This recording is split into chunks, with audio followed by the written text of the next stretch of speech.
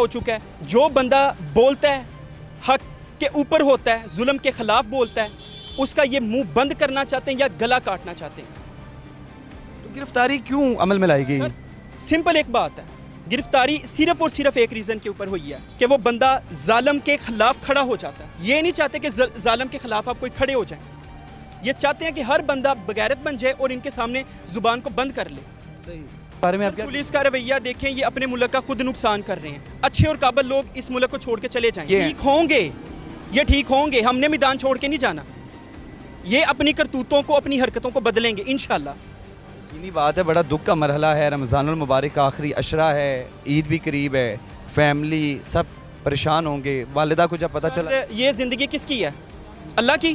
खालिक कौन है? अल्लाह। मालिक कौन है? अल्लाह। राज़िक कौन है? अल्लाह। कोई डर नहीं है। हाँ जी, हमारी माँ हमारा कलेजा करके कहती है जाओ, यस, हम नहीं डरते इनसे। आपको डराया धमकाया जा सकता? ओ सर, हम डरते नहीं, डराएं नहीं डरते। अभी यहाँ पे एटीसी के सामने मैं खड़ा हूँ, डराएं? आए, कितने बंदों ने आना है? आ जाएं। अब्दुल अजीम को भी गिरफ्तार कर लिया। गिरफ्तार कर लिया, इंशाल्लाह हम छुड़ा लेंगे उसको। फेक